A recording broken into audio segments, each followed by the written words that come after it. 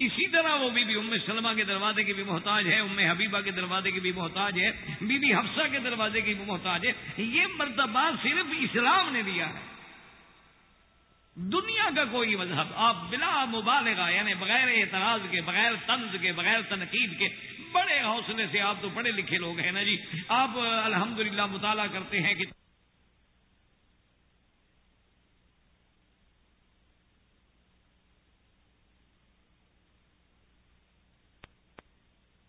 حقوق، یہ مرتبہ، یہ مقام، یہ عزت، یہ عظمت دی ہے جو اسلام نے اس کو دی. آج پورے قرآن میں آپ پڑھ لیں، قرآن کیا کہ ان المسلمین والمسلمات والمؤمنین والمؤمنات والقانتین والقانتات. اللہ کے قرآن کو کھول کے دیکھیں، جو اللہ نے مرد کو حق دیا، جو مرد کا مرد وہی عورت کا ہے. مرد مسلمان ہے تو عورت بھی مسلمان، مرد اگر مومن ہے تو عورت بھی مومن ہے، مرد اگر عابد ہے تو عورت بھی عابد ہے، مرد اگر صائم ہے، روزے دار ہے تو عورت بھی صائمات ہے، مرد اگر تہجد گزار ہے تو عورت بھی تہجد گزار ہے، مرد اگر حاجی ہے تو عورت بھی حاجی ہے، مرد اگر عمرہ کرتا ہے عورت بھی عمرہ کرتی ہے، مرد اگر نماز ادا کرتا ہے عورت بھی نماز ادا کرتی ہے، مرد اگر قربانی کرتا ہے عورت بھی قربانی کرتی ہے، مرد اگر زکوٰۃ دیتا ہے عورت بھی زکوٰۃ دیتی ہے، مرد اگر صدقات کرتا ہے تو عورت بھی صدقات کرتی ہے. یہ برابری، یہ مرتبہ، یہ عزت اور یہ عظمت کس نے دی ہے ماں سوائے اسلام کے؟ تو عورت کا مقام اصل جو ہے وہ اگر واضح کیا، بنایا ہے، اونچا کیا ہے تو صرف اسلام نے. اور اسی ضمن میں جو ہم نے آیات تلاوت کی ہیں اور انشاءاللہ تبارک و تعالی آئندہ بھی ہوں گی کہ اللہ نے قرآن کی نظر میں عورت کا کیا مقام ہے، حدیث کی نظر میں عورت کا کیا مقام ہے، صحابہ کی نظر میں عورت کا کیا مقام ہے، فقہا کی نظر میں عورت کا کیا مقام ہے، اور ان کے حقوق کیا ہیں، ان کے مسائل کیا ہیں، ان کے احکام کیا ہیں. اللہ تبارک و تعالی نے جو اسلام نے عزت دی ہے، یہ ہمارا بڑا افسوس ہے کہ اگر آج کی عورت، اگر آج ہماری بیٹی اسلام کو نہ سمجھے یا اسلام میں اپنے مقام کو نہ سمجھے تو یہ اسلام کا قصور تو نہیں ہے، اس کی اپنی جہالت کا قصور ہے. وآخر دعوانا ان الحمدللہ رب العالمین. قرآن اسلام واجب الاحترام بزرگوں، دوستوں، بھائیوں، عزیز نوجوانوں، اللہ تبارک و تعالی کی عنایت سے الحمدللہ آپ کے اس ہفتہ وار پروگرام میں جو دروس کی ابتدا ہوئی اس کا تعلق ہے کہ اسلام اور عورت. اسی ضمن میں میں نے سابقہ دروس میں عرض کیا تھا کہ جتنی بھی تہذیبیں اسلام سے قبل گزری ہیں اور جن کا اپنے اپنے دور میں پورے عالم میں شہرہ رہا ہے، جیسے تہذیب روم ہے، تہذیب فارس ہے، تہذیب یونان ہے، تہذیب مصر ہے، یہ بڑے متمدن لوگ. آپ اسی سے اندازہ کر سکتے ہیں کہ ہمارے مثلا باپ دادا جو تھے انہوں نے تو کبھی یہ چوری کانٹے کا کوئی تصور ہی نہیں تھا نا. اب ہماری نسلوں نے کچھ پڑھ لیا، کچھ باہر چلے گئے، فارن میں چلے گئے، کچھ فطری طور پر، ذہنی طور پر انگریزوں کی غلامی کے اثرات جو تھے وہ ہمارے بدقسمتی سے ہم پر مسلط ہوئے کہ ہم لوگوں میں بھی اب یہ باتیں آ گئی، ہوٹلوں میں اور پارٹیوں میں بھی چوری ہے، کانٹا ہے، یہ ہے، وہ ہے. اور اس طرح کھانے والوں کو بڑا موجودہ دور میں متمدن اور بڑا تہذیب یافتہ سمجھا جاتا. اور اگر آج بھی کوئی آدمی ہاتھ سے کھاتا ہو تو ان کے نزدیک بڑا مایوب سمجھے گا. خیر یہ ایک الگ بحث ہے. میرے کہنے کا مقصد یہ تھا کہ اللہ کے قرآن بھی اس بات پہ روشنی ڈالتا ہے کہ یہ چوری کانٹے کوئی نئی تہذیب یہ انگریز نہیں لے آیا، بلکہ ہزاروں سال پہلے حضرت یوسف علیہ السلام کے زمانے میں جب وہ امرات العزیز نے اپنے تمام سہیلیوں کو دعوت دی تو آتت کل واحدۃ منہن سکینا، کہ اس وقت امرات العزیز نے یہ انتظام کیا. قرآن پاک نے باقاعدہ وضاحت سے ذکر کیا کہ فلما سمعت بمکرہن ارسلت الیہن واعدت لہن متکئا. کہ ان کے لیے اس نے ٹیک لگا کے بیٹھنے والی یعنی کرسی، جیسے آج کل آپ ڈائننگ ٹیبل اور ڈائننگ چیئر پہ بیٹھتے ہیں، متکئن وآتت کل واحدۃ منہن سکینا، اور ہر کسی کے آگے چھری رکھی کہ آدمی خود کاٹ کے کھائے۔ یہ تو اس وقت ہزاروں سال پہلے مصر اتنا متمدن تھا، اتنا آگے تھا۔ تو بہرحال وہ ایک الگ بات ہے۔ اس لیے میرے کہنے کا مقصد یہ ہے کہ اپنے اپنے دور میں بھی صرف اگر دنیا میں کسی تہذیبوں نے متاثر کیا ہے تو وہ یہی تہذیبیں تھیں۔ تہذیب روم ہے، تہذیب فارس ہے، تہذیب یونان ہے، تہذیب مصر ہے۔ اب اس کے بعد آپ دیکھیں مذاہب کے اعتبار سے یہودیت ہے، نصرانیت ہے اور عرب جاہلیت۔ تو ان سب میں اگر آپ باقاعدہ یعنی ہماری باتوں پہ نہیں بلکہ آپ باقاعدگی سے ان کا مطالعہ کریں اور دیکھیں کہ ان تمام تہذیبوں میں عورت کا کیا مقام ہے، یہ نہیں کہ صرف ایک میں۔ یعنی آپ حیران ہیں کہ آپ دیکھیں گے، آپ پڑھ کے دیکھیں کہ اب تہذیب رومن جو اتنے اپنے دور میں سپر پاور کہلانے والے لوگ، اس وقت سپر پاور کون تھی؟ اب فارس تھا یا روم تھا؟ یہ اتنی بڑی، لیکن ان کے نزدیک عورت کا کیا مقام تھا کہ عورت کیا ہے، ایک گری پڑی ہوئی چیز ہے، تاکہ مرد اگر چاہے تو اپنی بیوی کو قتل بھی کر دے۔ اسی لیے آپ دیکھیں کہ فارس میں آج بھی عورت کو زن کہا گیا، مصر میں منڈیاں لگتی تھیں اور عورتوں کو بیچا جاتا تھا۔ یہودیت کے نزدیک عورت جو ہے مجسمہ نجاست ہے، گندی چیز، ناپاک چیز جو ہے وہ عورت ہے۔ یعنی ان کے مذہب میں یہ بات شامل ہے کہ ایام حیض میں عورت ان کے گھر میں نہیں رہے گی بلکہ دور ایک الگ تھلگ کمرہ ہوتا ہے وہاں ڈال دیں گے، برتن الگ، کمرہ الگ، رہائش الگ، اس کے ساتھ کوئی ہاتھ نہیں ملائے گا، بات نہیں کرے گا، کھانا رکھ کے آ جائیں گے جیسے کہتے ہو کہتے تو دیکھا نا پہلے ہی نجس تھی، اب آپ نجاست کے دنوں میں ہیں تو اس کے ساتھ کیسے بات کریں؟ جو آج کل یہودیت بڑا اپنے آپ کو کہتے ہیں کہ ہم چنی ہوئی اللہ کی مخلوق ہیں، یہ ان کا عالم عورت کے معاملے میں یہ۔ اسی طریقے سے عرب جاہلیت تو آپ جانتے ہیں، آپ مکے میں رہتے ہیں، آپ نے دیکھا کہ واد البنات کے براکز سے ایک بچی پیدا ہوئی، قتل کر دی، بچی پیدا ہوئی گلا گھونٹ دیا، بڑی ہو گئی جا کے کنویں میں پھینک دی، اوپر مٹی ڈال دی، اور پھر اس پہ فخر کرتے تھے۔ حتیٰ کہ قرآن پاک نے بتایا کہ جب ان کو یہ خبر دی جاتی تھی کہ تمہارے گھر میں بیٹی ہوئی ہے، ظل وجہہ مسودا وہو قدیم، اس کا چہرہ سیاہ ہو گیا اور وہ غصے میں بھر جاتا کہ اے میری بیٹی۔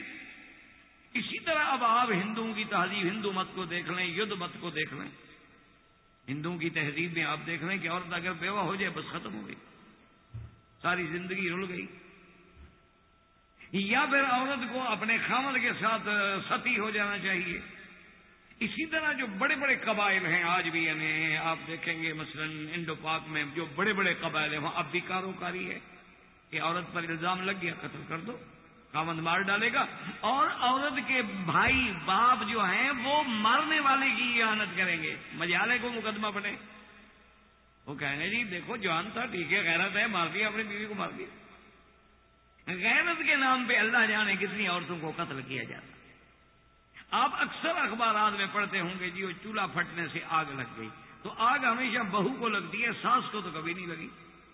اس کی کیا وجہ ہے؟ بھئی ایسا چولہا سمجھدار ہے کہ صرف اسی کو پکڑتا ہے، وہ آگ ایسی سمجھدار ہے کہ گھر میں نہ اس کی بیٹی کو جلاتی ہے نہ ساس جلتی ہے، صرف وہ بہو جلتی ہے، وہ جلایا جاتا ہے اور پھر اس کو خودکشی کا رنگ دینے کے لیے وہاں ایک چولہا پھاڑ دیا، اور جی وہ روٹی پکا رہی تھی، دیہات کی آئی عورت ہے، چولہے کا صحیح استعمال آتا نہیں تھا، اور جناب وہ چونکہ نیلن کے کپڑے تھے بس آگ لگ گئی۔ اس سارے گھر والے جاننے کے باوجود بھی گواہی دیں گے ہاں جی بالکل ٹھیک ہے، کوئی مقدمہ نہیں، کوئی پوچھنے والا نہیں، عورت ہے مر گئی۔ اس کے مقابلے پہ اب آپ دیکھیں کہ یہ شرف جو ملا ہے عورت کو، یہ صرف اسلام نے دیا۔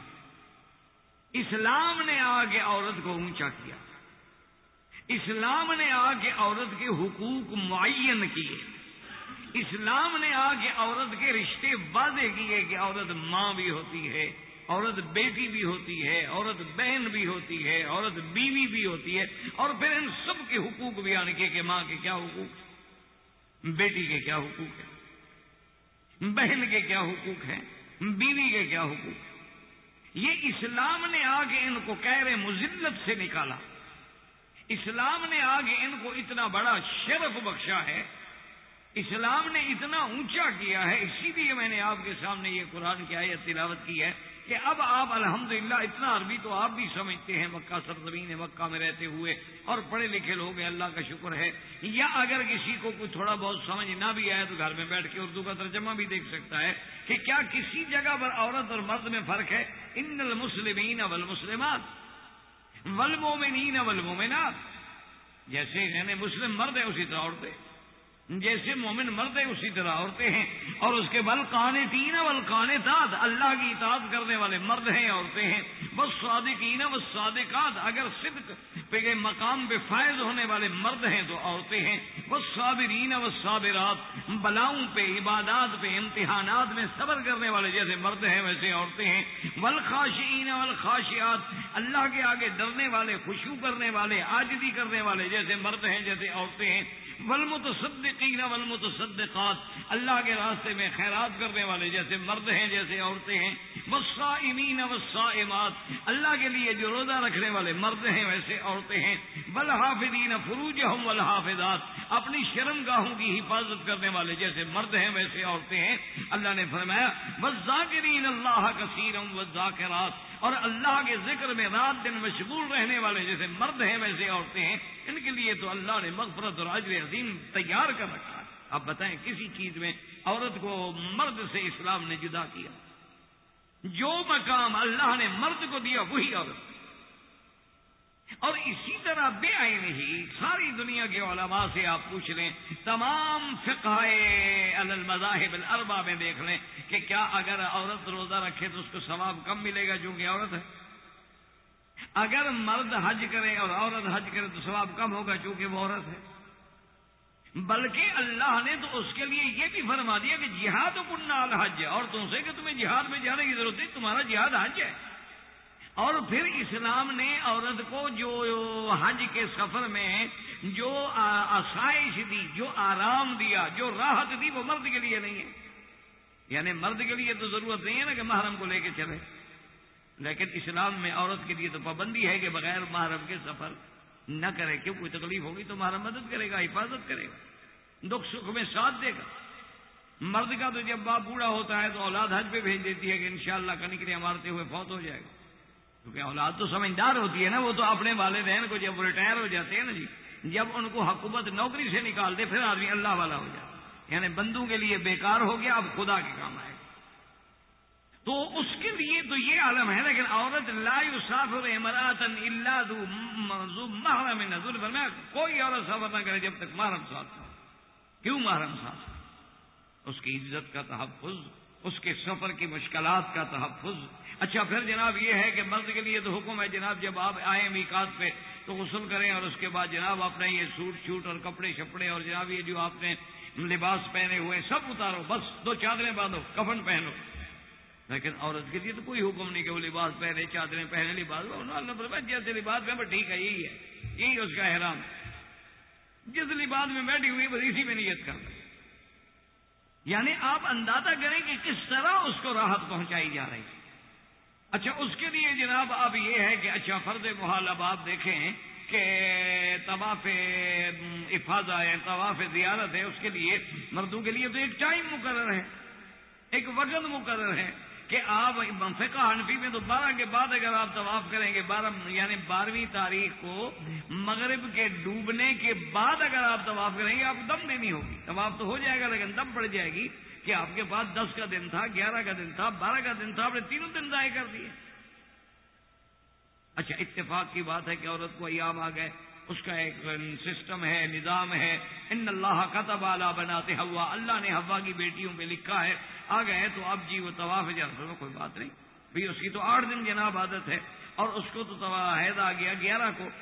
ٹھیک ہے 8 دن بعد جب پاک ہو جائے بعد میں کر لیں، کوئی جرمانہ بھی نہیں، جس دن پاک ہو کر لیں.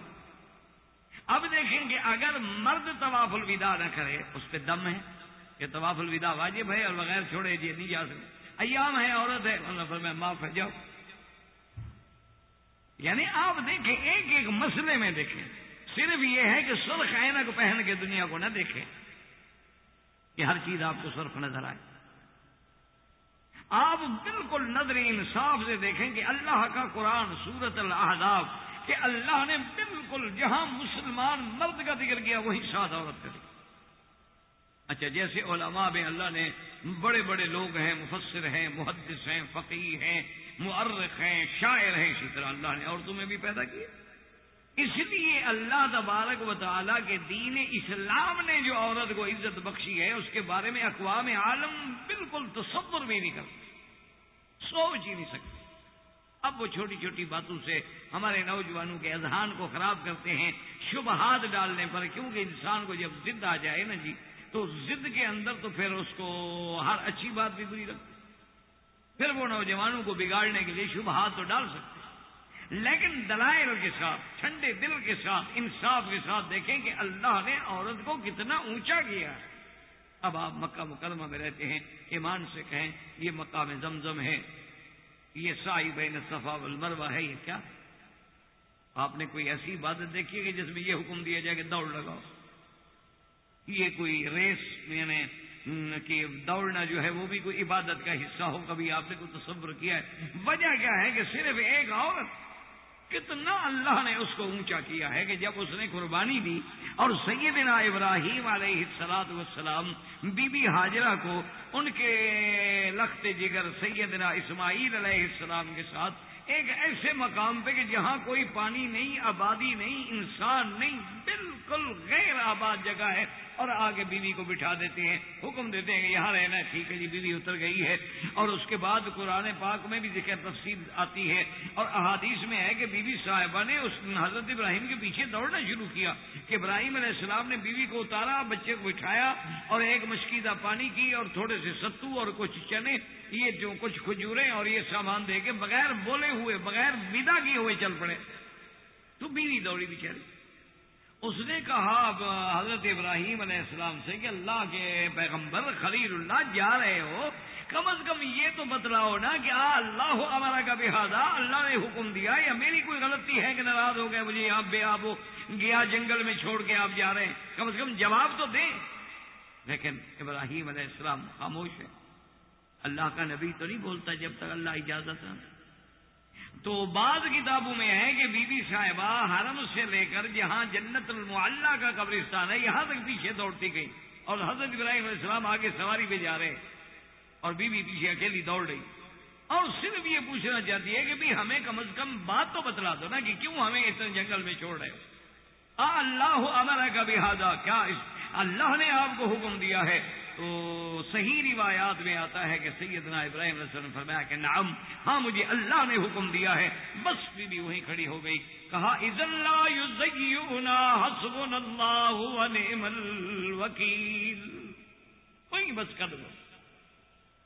کہا کہ ابراہیم اب ٹھیک ہے، اللہ کا حکم ہے تو پھر اللہ ہمیں ضائع نہیں کریں گے، اور وہی اللہ ہی ہمیں کافی ہے، جاؤ اب ہمیں آپ کی ضرورت ہی نہیں. لیکن آخر خلیل اللہ مقام ہے، نبی ہے، خلیل ہے اور ابو الانبیاء ہے، نبیوں کا باپ ہے جس کی نسل میں اللہ نے نبوت رکھ دی ہے. لیکن آخر اولاد ہے، بیوی ہے، اس کے حقوق ہیں.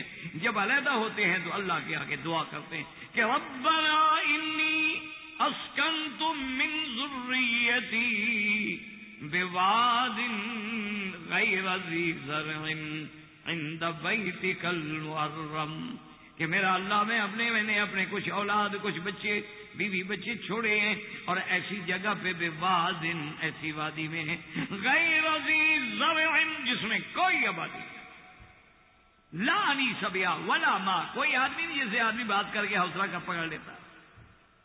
اب اللہ تبارک و تعالیٰ سے دعا کریں کہ میرا اللہ تو بھی مہربانی فرما دے، تیرے گھر کے قریب، تیرے عزت والے، حرمت والے، شان والے گھر کے قریب چھوڑ کے میں جا رہا ہوں.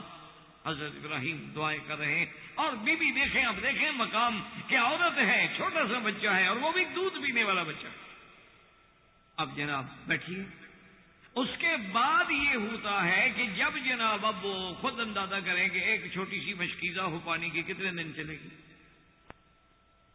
اور اس کے بعد جناب کتنے دن وہ ستو گھول کے پیئے، کتنے دن تک اس کھجور پہ اور چنے پہ گزارا کریں. انجام یہ ہوا کہ پانی ختم ہو گیا. جب پانی ختم ہوا تو چھوٹا بچہ ہے، دودھ پینے والا بچہ ہے، اس کو کیسے پانی پلایا جائے، اور اس کے بعد پھر دودھ میں بھی کمی آنی ہو گئی، اور کیسے دودھ ملے. تو اب حضرت اسماعیل علیہ السلام پانی کی پریشانی سے ہونٹوں پہ پٹڑی جمی ہوئی ہے اور تڑپ رہے ہیں اور پریشان ہو رہے ہیں، اور ماں کے پاس ماں سوائے صبر کے چارہ نہیں ہے۔ آخر جب مجبور ہو گئی تو بی بی صاحبہ نے صرف یہ سوچا کہ کم از کم یہ سامنے صفا ہے، وہ مروہ پہاڑی ہے، ان پہ چڑھ کے میں ذرا اونچے ہو کے دیکھوں، شاید کسی جگہ کو اڑتے ہوئے پرندے نظر آ جائیں، اندازہ ہو کہ پانی ہے، یا اتفاق سے کوئی قافلہ گزر رہا ہو تو دور سے قافلے کے علامات نظر آ جائیں، دوڑ کے قافلے والوں سے کچھ پانی لے لوں۔ بی بی صاحبہ صفا پہ چڑھی، اب کچھ نظر نہیں آیا، صفا سے پھر بی بی مروہ کی طرف چل پڑی، لیکن خدا کی شان ہے، اب آپ دیکھیں نا کہ جہاں چاہے زمزم ہے، یہی حضرت اسماعیل علیہ السلام لیٹے ہوئے ہیں۔ اس وقت یہ بلڈنگیں، یہ دیواریں، یہ عمارتیں، یہ مسائل نہیں تھے۔ اب جب صفا پہ ہیں تو دیکھ رہی ہیں بچے کو بھی، اکیلا بچہ ہے، جنگل ہے، بالکل غیر آباد جگہ ہے، ہو سکتا ہے جنگل میں کوئی جانور بھی آگے بچے کو لے جائے، تو آپ دیکھ رہی ہیں۔ تو جب یہ اب یہاں سبز لائٹ لگی ہوئی ہے، اس کے درمیان یہ ذرا نیچے ہو جاتی تھی جگہ، تو جب بھی یہاں پہنچی تو حضرت اسماعیل نظر نہیں آتے، تو جب حضرت اسماعیل نظر نہیں آتے تو بی تیز تیز چلتی کہ ذرا اونچی جگہ پہ جاؤں، پھر ذرا نظر ڈال لوں اپنے بیٹے کو۔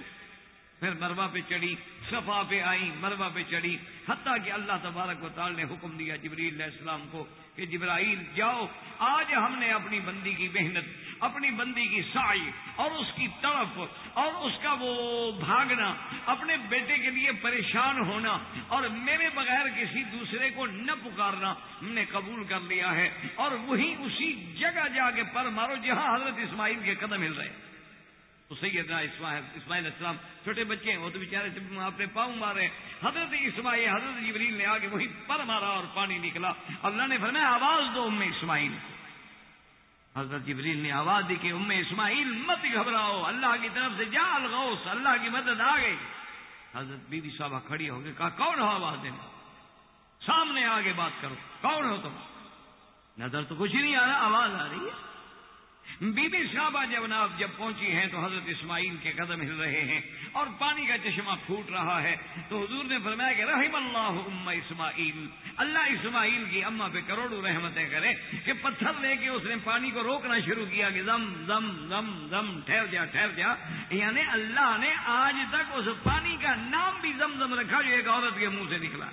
تو اللہ تبارک و تعالیٰ کی شان دیکھیں، وہ پانی رک گیا، بی بی صاحبہ وہیں بیٹھ گئی اور زمزم کا چشمہ جو ہے وہ جاری ہو گیا، اور اللہ نے ایسے پانی کا انتظام کر دیا کہ طعام طعم و شفاء سقم، کہ بیماری ہو تو زمزم، بھوک لگے زمزم، پیاس لگے زمزم۔ اچھا کوئی دعا مانگنی ہو، اللہ سے منظور ہونے میں دیر ہو رہی ہو، پہلے زمزم پی لو پھر دعا کرو۔ ماؤ زمزم لما شرب له، جس غرض کے لیے پیو، یہ نہیں کہ صرف بیماری کے لیے۔ اسی لیے حضرت بڑے بڑے محدثین آئے اور کہتے ہیں کہ حضرت سفیان جب آئے، انہوں نے آ کے زمزم پیا اور زمزم پی کے کہنے لگے کہ یا اللہ، تیرے نبی کی سچی حدیث ہے کہ ماء زمزم لما شرب له، کہ زمزم کا پانی جس غرض کے لیے پیو، میرا اللہ تیرے نبی کا سچا فرمان ہے، اور میں آج تیرے گھر میں اور کنویں پہ کھڑے ہو کے زمزم پی کے صرف اس نیت سے پی رہا ہوں کہ قیامت والے دن جو گرمی ہوگی میدان محشر میں مجھے اس سے بچا لے۔ تو یہ زمزم کی نسبت۔ اب اللہ نے ایک عورت کے دوڑنے کو اتنا قبول فرما لیا کہ حکم دے دیا کہ ان الصفا والمروۃ من شعائر اللہ۔ اللہ نے فرمایا یہ مشاعر ہیں، شاعر اللہ میں ہے کہ اللہ کا نبی آئے، اللہ کے پیغمبر آئے، صحابہ آئے، اولیاء آئے، ائمہ آئے، محدثین آئے، آؤ دوڑو۔ اس لیے جب حضور آتے ہیں تو کعبے کا طواف کر کے جا رہے ہیں، فرماتے ہیں ابدأ کما بدأ به اللہ، ان الصفا والمروۃ من شعائر اللہ، کہ ہم وہیں سے شروع کر رہے ہیں جس کا ہمیں اللہ نے حکم دیا ہے۔ تو صفا مروہ جو ہے کس کی یاد ہے؟ ایک عورت کی، اسماعیل کی۔ اسماعیل ہی تو سبب بنی ہے صفا مروہ میں دوڑنے۔ اور پھر دیکھیں کہ اللہ نے عورت کو کتنی عزت و عظمت دی کہ آج مرد تو دوڑے، عورت آرام سے چل کے صفا مروہ پوری کرے۔ عورت کو دوڑنے کا حکم نہیں کہ تمہارے لیے دے گا، عورت دوڑ چکی ہے بس وہی کافی ہے۔ یعنی مرد اگر آئے ما بین المیلین الاخضرین، اگر ان دو ستونوں کے درمیان میں تو جھپٹ کے چلے. یہ حکم نہیں کہ دوڑو جیسے لوگ دوڑ لگا دیتے ہیں, بیوقوفی ہے. معنی یہ ہے کہ جھپٹ کے چلے, جو پہلی رفتار تھی نا چلنے کی اس سے تیز کر لیں. لیکن عورت کو وہ تیز کرنے کی بھی ضرورت نہیں, کیونکہ ایک عورت دوڑ چکی ہے, فرمایا بس وہی دوڑنا کافی ہے, وہی ہمیں قبول ہو گیا, اور قیامت تک یہ ام اسماعیل کی یہ یادگار جو ہے یہ قیامت تک زندہ رہے. اللہ نے ایک عورت کو کتنا شرف دیا, یعنی آپ اندازہ فرمائیں اس کے مقام کا کہ اسلام نے اس کو کتنا اونچا کیا, اسلام نے اس کو کتنی عزت دی, عظمت دی, کہ آج بھی میں ایمان سے کہ سرکار دو عالم آئے. یہ تو نہیں کہ آپ خاتم الانبیاء ہیں چلو آپ نہ دوڑیں, نا, یہ ایک ام اسماعیل کی یادگار ہے, یہ دوڑو. اسی طرح ایک عورت آتی ہے سرکار دو عالم کی خدمت میں, بلکہ ایک واقعہ حدیث میں بھی آتا ہے کہ ایک دفعہ حضرت امیر المؤمنین سیدنا عمر بن الخطاب رضی اللہ تعالی عنہ جا رہے تھے. ایک بوڑھی عورت آئی اور آ کے حضرت عمر سے باتیں شروع. اچھا پتہ ہے اس نے باتیں کیسی کی؟ کہتی ہے التذکر, عمر یاد ہے, او تم تو پہلے عمیر کہلاتے تھے نا, چھوٹا تھا عمیر, پھر عمیر سے عمر بن گئے, پھر عمر کے بعد یاد ہے پھر تم ہو جب اونٹ چلاتے تھے, اور پھر تم اب امیر المومنین بن گئے ہو, اب تم بادشاہ بھی بن گئے, اب تو تم عمر بن الخطاب کہلاتے ہو نا. حضرت کھڑے سن لو. اب جناب وہ باتیں کرتی جا رہی. پہلے تو یعنی اس نے ساری ہسٹری شروع کر دی نا کہ تم تو بالکل چھوٹے سے آدمی تھے, دیکھو اللہ نے کیسا بنا دیا. تو پہلے تم عمیر کہلاتے تھے, پھر تم عمر بن گئے, اب تم امیر المومنین بن گئے. تو تم ڈرو اور اللہ کے خوف سے ڈرو اور فلاں فلاں کام کرو. وہ ان کو ڈرا بھی رہی ہے, یعنی حضرت عمر کو جس کے سامنے جبلت العہم جیسے آدمی کانپنے لگے, جس کے سامنے بڑے بڑے سردار جو ہے نا جی, ان کا پیتا پانی ہو جاتا تھا کہ عمر نے نظر اٹھائی تو بس ختم ہو جاتا. لیکن ایک عورت کھڑی ہے اور ڈانٹ رہی ہے حضرت عمر, اور حضرت عمر بڑے آرام سے کھڑے ہیں, سننے کہتے ٹھیک ہے, بہت اچھا, بہت اچھا, بہت اچھا. اب جناب کافی دیر کے بعد جب وہ عورت ہٹی تو ساتھیوں نے کہا حضرت یہ کون عورت ہے, اس کے لیے آپ کھڑے ہو گئے. فرمانے لگے واللہ خدا کی قسم ہے, اگر یہ عورت 3 دن بھی عمر کے ساتھ اسی طرح باتیں کرتی رہتی تو نماز پڑھ کے میں پھر کھڑا ہو جاتا. میں کیسے ہٹ سکتا تھا؟ یہ تو وہ عورت ہے جس کے لیے اللہ نے قرآن اتار دیا ہے, تو عمر اللہ نے اس کی درخواست سن لی, عمر نہ سنے. کیا کہہ رہے ہیں آپ نے؟ صحابہ نے فرمایا ما تعرفون هذه خولة بن صالبہ, یہ تو بی بی خولہ ہے, الذی سمع اللہ, جس کی درخواست اللہ نے سنی تھی, اس کی درخواست عمر نہ سنے. خدا کی قسم ہے 3 دن بھی اگر یہ میرے ساتھ کھڑے ہو کے باتیں کرتی رہتی وہ کھڑا رہتا. اب آپ اندازہ کریں, یعنی نص قطعی ہے, قرآن ہے, کوئی تاریخی بات نہیں ہے کہ بی بی ہے. بی بی خولہ ہے, خولہ بنت ثعلبہ اس کا نام ہے, سرکار دو عالم کے پاس آئی ہے, اور حضور بی بی عائشہ کے حجرے میں, اور آگے کہنے لگی کہ یا رسول اللہ ان زوجی, میرا خامن جو ہے وہ ہے بھی میرے چاچے کا بیٹا, لیکن انہ اکل شبابی ومالی, وہ میرا مال بھی کھا گیا, میری جوانی بھی کھا گیا, اور میں نے اس کے لیے 5 بچے پیدا کیے ہیں, موتیوں کی طرح میرے بچے ہیں. آج میں جب بوڑھی ہوگی تو کہتے ہیں تو میری ماں ہو, مجھے حرام کر دیا.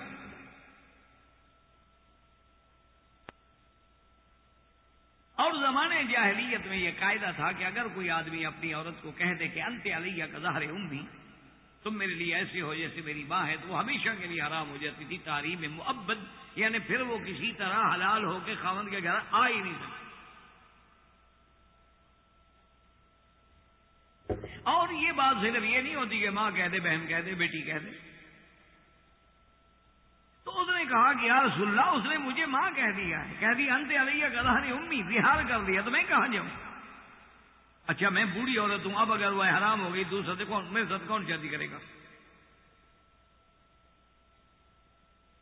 حضور صلی اللہ علیہ وسلم نے سنا اور فرمایا خولہ ما نزلت فی کی شیئن, تمہارے بارے میں کوئی حکم اللہ کے قرآن میں نہیں ہے, تو جب تک اللہ کے قرآن میں کوئی حکم نہ ہو میں فیصلہ کیسے کروں؟ تو بی بی صاحبہ جناب غصے میں آ کہتی ہے اچھا یا محمد صلی اللہ علیہ وسلم اللہ کے قرآن میں سارے مسئلے ہیں بس میرا مسئلہ نہیں، باقی تو سارے مسئلے آپ کے قرآن میں موجود ہیں، صرف میری بات قرآن میں کیوں؟ بی بی حضور نے فرمایا بی بی کیوں غصہ کرتی ہو؟ ما نزلت فیک شیئن، تیرے مسئلے میں کوئی حکم نازل نہیں ہوا ہے۔ کہتی اچھا محمد مصطفیٰ صلی اللہ علیہ وسلم آپ نے بھی میری فریاد نہیں سنی، آپ نے بھی میری درخواست نہیں سنی، اشتکی الی اللہ، میں ابھی اللہ کے پاس جا رہی ہوں شکایت کرنے۔ اللہ کی بندی میں نے کیا نہیں سنی آپ کی درخواست؟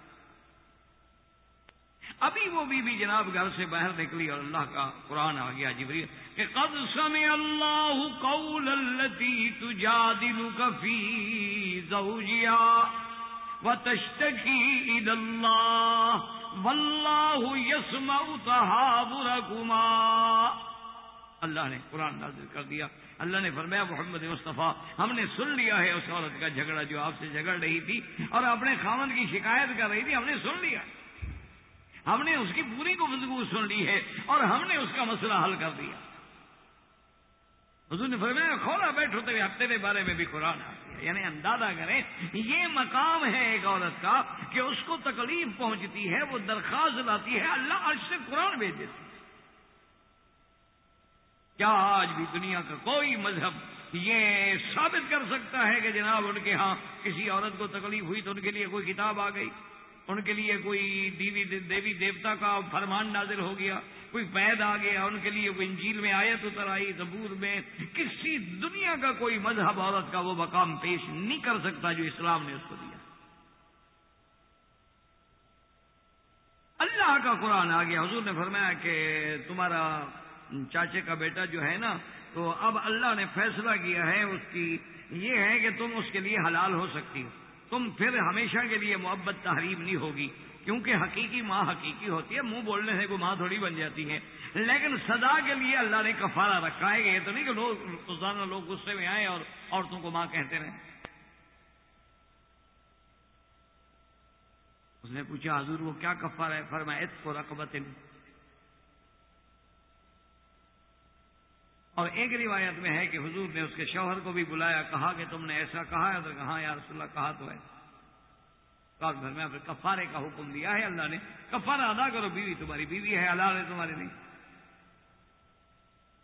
انہوں نے کہا کہ یا رسول اللہ وہ کیا کفارہ ہے؟ اب دیکھیں یہ کفارہ کیوں رکھا گیا کہ تم نے عورت پر ایک غلط لفظ کیوں استعمال کیا؟ حضرت قرآن کو سوچیں سمجھیں کہ یہ کفارہ اظہار جو اللہ نے رکھا ہے کہ اگر کوئی آدمی اپنی بیوی کو اپنے اوپر حرام کر دے، زہار کر لے، تو کفارہ دے کہ اس نے اپنی بیوی کو ایسا غلط لفظ کیوں کہا ہے؟ کیوں کہا ہے کہ تم میری ماں ہو؟ کیوں کہا ہے کہ تم میرے لیے بیٹی کے برابر ہو؟ کیوں کہا ہے کہ تم میرے لیے بہن کے برابر ہو؟ یعنی اتنے ایک غلط لفظ عورت کے حق میں بولے، اللہ نے سزا سنے کیا ہے؟ عتق رقبۃ، غلام خریدو اور آزاد کرو۔ اب غلام کتنے کا ملے گا جناب؟ خریدو۔ تو حضور نے جب فرمایا عتق رقبۃ کہ ایک گردن آزاد کرنی ہوگی، اس نے کہا یا رسول اللہ میں تو پہلے غریب آدمی ہوں، میری یہ اپنی گردن تو ہے اور تو ہے کوئی۔ انہوں نے کہا یا رسول اللہ یہ میری اپنی گردن تو ہے، یہ تو حال ہے، اگر اس کے کٹنے سے کوئی حل ہو سکتا ہے تو یہ ہاتھ ہے، اور میں کہاں سے لے آؤں؟ حضور نے فرمایا کہ اچھا بات یہ ہے کہ اگر تم واقعی غلام نہیں خرید سکتے ہو تو پھر تمہیں 60 روزہ رکھنا ہو، 2 مہینے کے روزے۔ اس نے کہا یا رسول اللہ سچی بات یہ ہے کہ میں دن میں 3 دفعہ نہ کھاؤں تو میں اندھا ہو جاتا ہوں، میری نظر کچھ نہیں آتی۔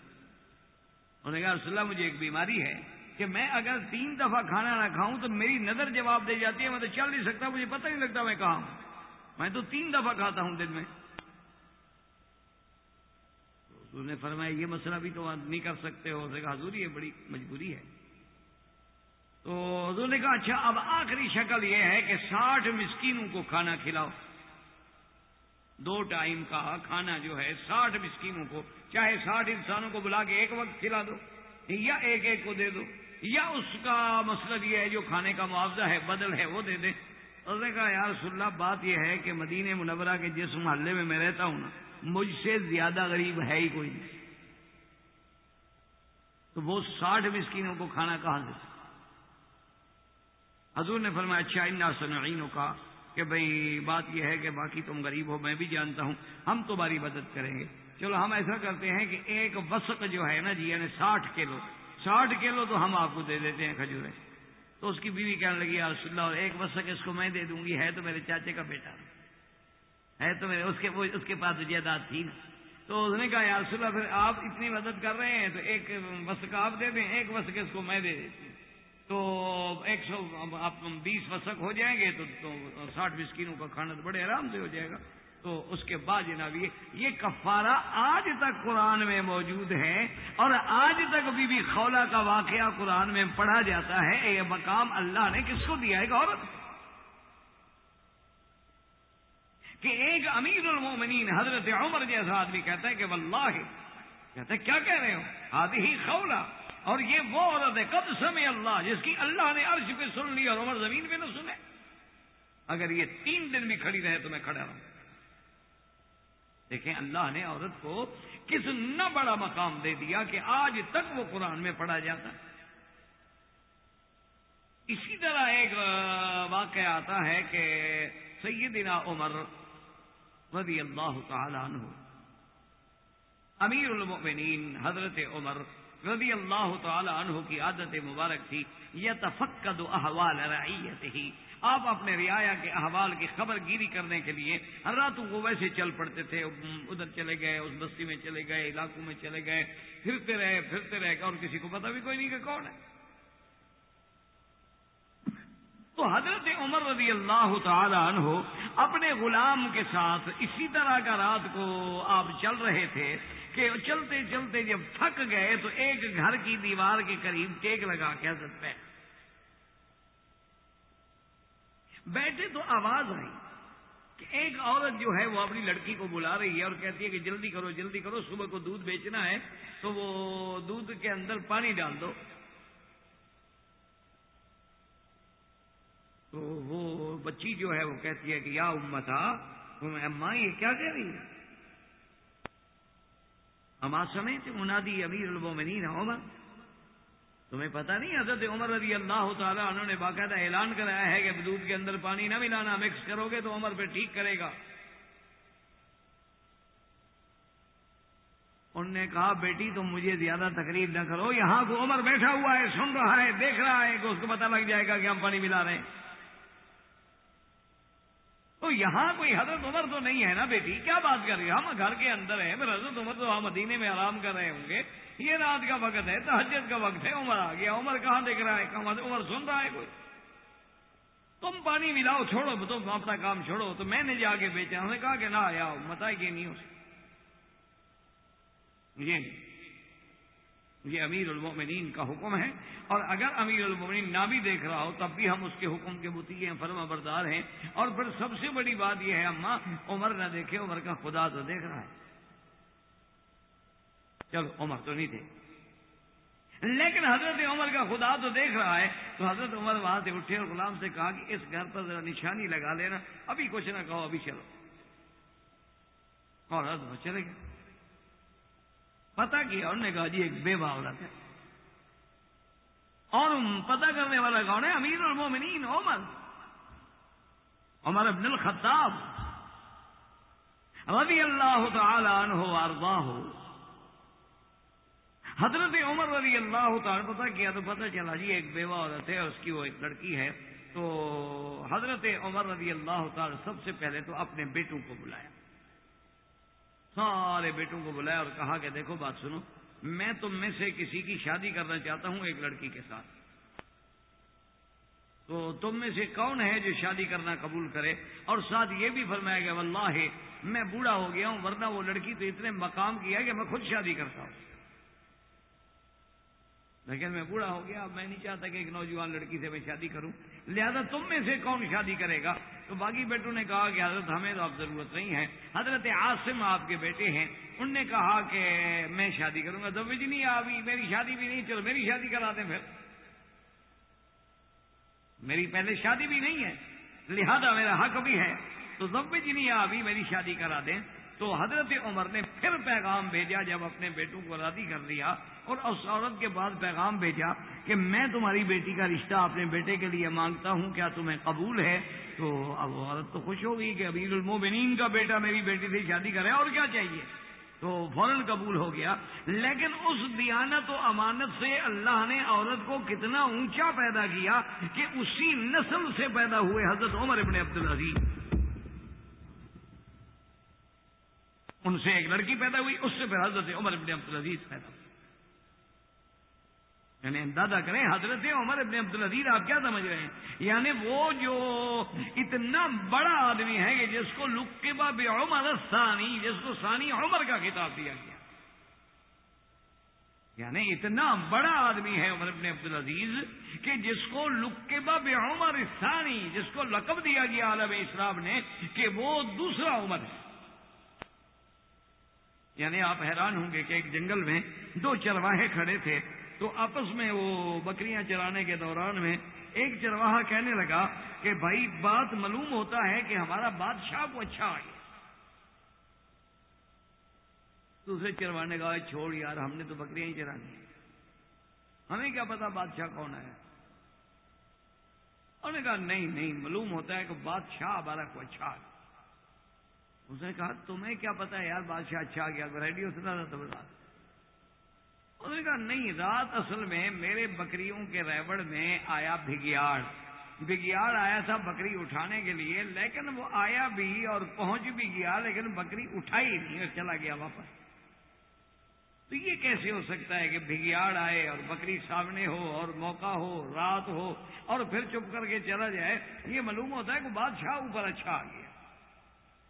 اس لیے جب بادشاہ اوپر اچھے ہوتے ہیں تو نیچے صرف انسانوں میں نہیں بلکہ جانوروں پہ بھی اس کے اثرات ہو۔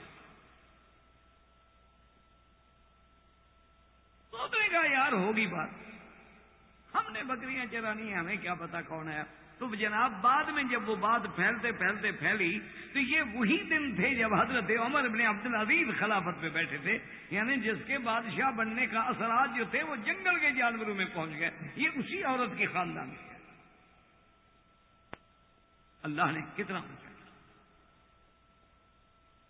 اسی لیے اسلام میں سرکار دو عالم رحمت دو جہاں سیدنا محمد مصطفیٰ صلی اللہ علیہ وعلا آلہ واصحابہ وسلم تسلیما کثیرا کثیرا، جب غزوہ حنین کے موقع پر حضور صلی اللہ علیہ وسلم موجود ہیں، یہ بڑا مشہور غزوہ ہے۔ پہلے مسلمانوں پہ بڑا امتحان آیا، ابتلا آیا، مسلمانوں کے پاؤں اکھڑ گئے، پھر اللہ کی مدد آئی، پھر اللہ نے کامیابی دی، فتح ہو گئی۔ اور یہ وہ ایسا غزوہ ہے جس میں ہزاروں اونٹ، ہزاروں بکریاں اور بے تحاشا مال جو تھا وہ مال غنیمت میں آئے۔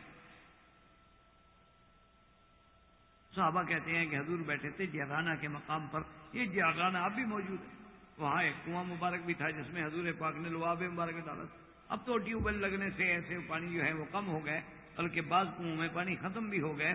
تو یہ وہ مقام جعرانہ ہے جہاں حضور نے بیٹھ کے غنائم حنین تقسیم کیے، ساری باتیں۔ صحابہ کہتے ہیں کہ ہم نے دیکھا کہ ایک عورت آئی، اور جب حضور کے قریب آئی تو حضور پاک نے اپنی چادر بچھا دی عورت کے لیے ردائے نبوت، ردائے محمد مصطفیٰ۔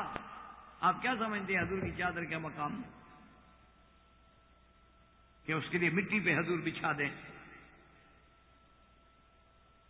تو جب چادر بچھا دی، اس عورت کو بٹھایا، بڑی توجہ سے باتیں سنی، اور وہ عورت نے کہا کہ حضور آپ کے پاس فلاں فلاں قیدی ہیں فلاں قبیلے کے، ان کو چھوڑ دیں۔ چھوڑ دو۔ انہوں نے کہا حضور آپ کے صحابہ نے ان کا مال بھی پکڑ لیا ہے، وہ مال بھی چھوڑ دیں۔ ہم نے کہا وہ مال بھی چھوڑ دو۔ انہوں نے کہا حضور ان کے سونا چاندی بھی ہے، ہم نے کہا وہ بھی واپس کر دو۔ تو صحابہ کہتے ہیں ہم حیران ہو گئے، کون بوڑھی عورت ہے؟ نہ تو دیکھ رہے ایسے لکڑی پہ چلنے والی ہے، بوڑھی سی عورت ہے، پرانے کپڑے پہنے ہوئے ہیں، اور ماتا میں تکلف رسول اللہ حضور سے ایسے باتیں کر رہی ہے بے تکلفی سے، اور پھر خدا کی شان جو کہتی ہے حضور کہتے ہیں ٹھیک ہے، وہ جو کہتی ہے حضور کہتے ہیں ٹھیک ہے، کسی بات پہ بھی نہیں کہتے کہ بھائی نہیں یہ میں نہیں کر سکتا۔ تو جب سارے فیصلے ہو گئے تو ایک صحابی نے حجت کر کے پوچھا کہ من ہادی یا رسول اللہ، یہ کون ہے؟ پر میں اللہ کے بندے، یہ میری ماں ہے، میری اماں ہے جس نے مجھے دودھ پلایا۔ یہ تو بی بی حلیمہ آئی تھی میرے پاس، میری ماں تھی، مجھ سے سارا کچھ مانگ لیتی، میں دے دیتا۔ یہ تو معمولی باتیں، انہوں نے کہ اتنے کہہ دی چھوڑ دو، کیا ہو؟ یہ تو میری ماں ہے، امی ارضعتنی، اس نے مجھے دودھ پلایا ہے۔ ایک بی بی حضور کے اس مقام عظمت کے بعد جو آئی تو حضور پاک سے بے تکلفی سے بولنے لگی تو صحابہ یکدم ناراض۔ انہوں نے کہا یہ کون ہے؟ اللہ کے نبی جہاں آواز اونچی کرو اور عمل برباد ہو جائے، وہ مقام نبوت کے جہاں آواز اونچی ہو انتحبت اعمالکم وانتم لا تشعرون، اور یہ ایسی چیخ چیخ کے باتیں کر رہی ہے اور ہنس ہنس کے باتیں کر رئی ہے۔ حضور سے پوچھا حضور یہ کون ہے؟ فرمایا یہ میری بہن ہے رضائی، یہ بی بی حلیمہ کی بیٹی ہے، ہم نے اکٹھے دودھ پیا تھا تو وہ میری بہن ہے، اور حجت نہ کرے تو کیا کرے، وہ یہ تو میری بہن ہے۔ تمہیں پتہ نہیں کہ اس نے ہمیں دودھ کٹھے پیا، پر میں چھوٹا تھا، اس کے بعد یہ ایسے مجھے کھلایا، ہم کٹھے کھیلتے تھے۔ تو یعنی اندازہ کریں کہ خاتم الانبیاء اور خاتم الانبیاء محمد مصطفیٰ صلی اللہ علیہ وسلم۔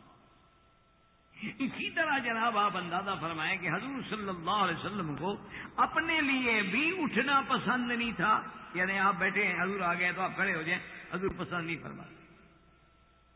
اسی لیے صحابہ کہتے ہیں خدا کی قسم ہماری تمنا ہوتی تھی کہ حضور